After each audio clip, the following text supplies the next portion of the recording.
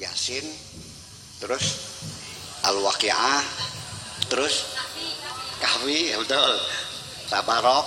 Nah itu 4 surat ini yang paling rutin dibaca orang se-alam dunia.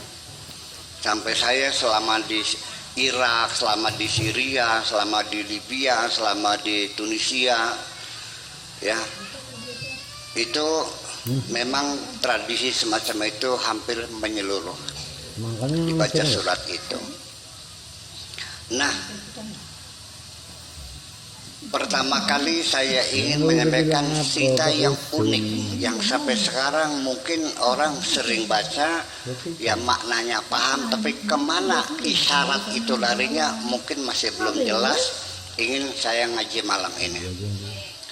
Dalam surat Al-Kahfi itu ada cerita bahwa Nabi Musa disuruh belajar lagi, harus mesantren lagi di pesantren Raudhatul Mubtadiin.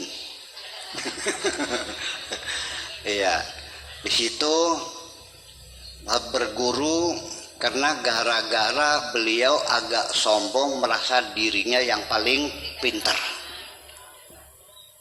Dikasih tahu bahwa masih ada orang yang lebih pintar dari kamu. Siapa namanya? Nabi Khidir tuh, jelas nyambung nih. Ya, Nabi Khidir. Setelah beliau datang, ditanya, "Ada apa?" "Saya mau mesantren di sini." Kata Nabi Khidir, "Nggak usah, kamu masih kecil, pulang aja percuma, nggak bakal kuat. Ini pesantren khusus untuk orang-orang yang sudah pintar." Itu. Apa kata Nabi Khidir? "Lan tastati'a ma'iya sabra." Nggak bakal mampu kamu pesantren di sini. Terlalu tinggi buat kamu nih. Kenapa? Ya pokoknya nggak bisa. Syaratnya banyak. Ya semua saya tidak akan pulang kecuali saya mesantren di sini. Bagaimanapun caranya saya harus mesantren. Syaratnya berat apapun semua saya lakukan. Insya Allah saya kuat. Saya ini utusan Allah. Saya kalimullah. Saya sudah bisa berbicara dengan Allah langsung gitu. Kata Nabi Khidir, "Wa kaifa tasbiru ala ma lam tuhit bihi khubra." Atas dasar apa kamu bilang mampu padahal kamu belum berpengalaman? Wa kaifa tasbiru ala ma lam tuhit bihi khubra. Karena maksa, jadi akhirnya ditanya apa persyaratannya. Syaratnya kalau mondok di sini tidak boleh bertanya. Tunggu saja, nanti aku yang akan menjelaskan.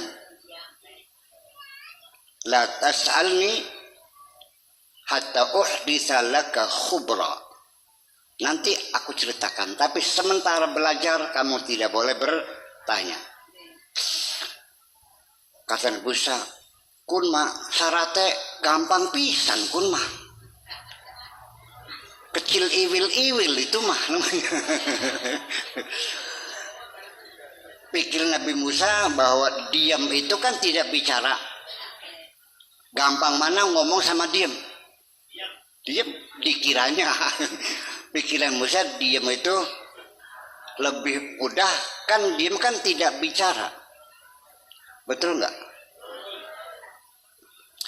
Ini para hukama mengatakan bahwa saya belajar bicara 4 tahun saya sudah bisa bicara. Tetapi saya belajar diam 20 tahun masih belum bisa. Ternyata lebih sulit diam. Inilah makanya Nabi Musa kurang pengalaman. Dikiranya diam itu gampang. Nah betul lah, akhirnya yuk mari kita belajar bersama. Fantalaqa. Akhirnya yuk kita berangkat. Hatta raqiba fis safinati kharaqaha. Naik perahu, dibolongin perahunya. Ternyata bisa diem nggak Nabi Musa? Enggak. Lah, kenapa? Kharaktaha, kenapa kamu bolongin? Litughriqa ahlaha, biar tenggelam semuanya. Laqad ji'ta syai'an imra, kamu berbuat yang tidak benar. Tuh, sudah ngomong lagi. Dari tadi juga sudah ku bilang, kamu nggak bakal mampu, Sa. Nggak bakal mampu. Aduh, sorry deh, sorry. Maaf deh, lain kali nggak ada. Ya udah, berjalan lagi. Fantalaqa hatta laqiya ghulaman qatalahu. Ketemu ada anak-anak dibunuh. Aqatalta nafsan zakiyatan bighairi nafsin laqad ji'ta syai'an nukra. Ini kriminal. Apa salahnya anak kau bunuh? Ini anak tidak berdosa, kenapa kamu bunuh? Kamu ini jahat, kriminal kamu. Udah, berapa jadi? 2 kali kan? Udah, sekarang udah Musa pulang aja deh. Nggak bakal kuat lo. Ya. Saya mohon diberi kesempatan sekali lagi. Kalau yang ketiga saya gagal, saya menyerah kalah. Oke, kalau begitu. Satu lagi ya. Akhirnya fantalaqa lagi, pergi lagi. Hatta ataya ahla qaryatin, sampai masuk ke desa, istata'ama ahlaha, minta makan sama masyarakatnya, fa'abau an yudayifuhuma, ditolak, tidak ada yang mau menerima sebagai tamu. Lapar cari makan, nggak ada yang ngasih makan. Wa wajada jidaran yuridu an yanqadda fa'aqamah. Ada tembok miring, diperbaiki, sudah selesai, ngomong lagi. Law syi'ta latakhadta alaihi ajra. Sekarang kita minta makan yuk, sudah, karena sudah kerja. Hada firaqun baini wa bainaka. Ya sudah, kalau begitu goodbye forever. Selamat tinggal, pulang. Nggak lulus. Nabi Musa tidak lulus. Nah, akhirnya sebelum berpisah, Nabi Musa meminta, coba jelaskan dulu apa maknanya ini semua. Lalu diterangkan oleh Nabi Khidir bahwa kapal yang kubolong itu, karena di sana di tengah lautan ada perompak yang biasa mengambil kapal-kapal yang lewat. Dan ini punya nelayan miskin. Jadi supaya saya selamatkan, saya bolongin. Oh begitu toh? Iya. Terus yang kedua anak kecil itu saya prediksi nanti besoknya bakal jadi pang nantinya. Yang nanti rambutnya dikepang tuh, yang bajunya ditempelin tutup botol tuh, kerancang kerincing tuh, ya, kemudian celananya disobek-sobek, nggak pernah mandi-mandi, pakai anting, nanti akan menyiksa orang tuanya, sedangkan orang tuanya orang soleh, makanya lebih baik saya bunuh saja. Okay? Lalu yang ketiga apa maknanya? Wahai sahabatku Khidir, itu tembok adalah sebagai isyarat tanda, di bawahnya ada harta karun milik kedua anak yatim, li ghulamaini yatimaini fil Madinah. Jadi supaya nanti bisa diambil oleh anak yatim ini, maka tembok ini saya bangun lagi. Nah, sekarang saya bertanya bahwa Al-Quran telah ditafsirkan. Nabi tidak menafsirkan. Tidak ada tafsir Nabi. Para sahabat juga tidak menafsirkan. Baru abad kedua baru Al-Quran ditafsirkan. Betul, itu ya. Hadis juga zaman Khulafaur Rasyidin tidak ada yang mengumpulkan. Baru setelah abad kedua baru dikumpulkan. Jadi yang menafsirkan Al-Quran itu adalah orang yang tidak pernah ketemu dengan Kanjeng Nabi Muhammad Sallallahu Alaihi Wasallam. Ceritanya begitu. Dan saya baca di berbagai tafsir dari Tobari, Nasafi, dan sebagainya. Saya baca semuanya dan ternyata mungkin orang desa pesantren juga mungkin nggak paham nih. Maksud saya, apa manfaatnya cerita ini untuk kita sekarang? Apa manfaatnya? Macam-macam ceritanya. Betul nggak? Sok manfaatnya apa untuk kita? Ada anak dibunuh, ada kapal dibolongin, ada tembok didandanin. Terus manfaatnya apa untuk kita?